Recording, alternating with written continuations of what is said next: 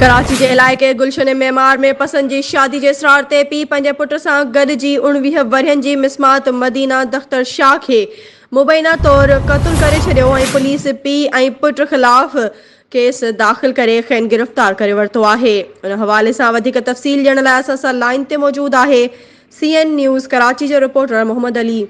जी मोहम्मद अली, छा तफ़सील आहिनि?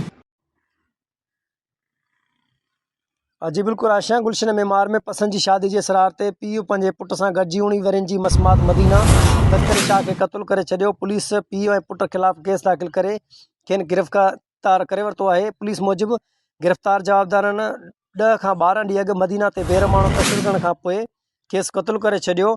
पुलिस इतला मिलण खां पोइ कार्रवाई करे जवाबदार शाह मीर वलद नजमदीन ऐं बहावलदीन वलद शाह मीर के गिरफ़्तार कयो। गिरफ़्तार जवाबदारनि मसमात मदीना ते ॿीहर माण्हू तशदुद करण करे खेसि क़त्ल करण जो इतराफ़ कयो।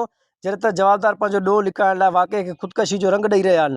क़त्ल खां पोइ मक़तूला मदीना खे राज उंदाई जे क़ब्रिस्तान में दफ़न कयो वियो। जॾहिं त जवाबदारनि शाह मीर ऐं बहावलदीन जी क़बर जी निशानदी बि कई।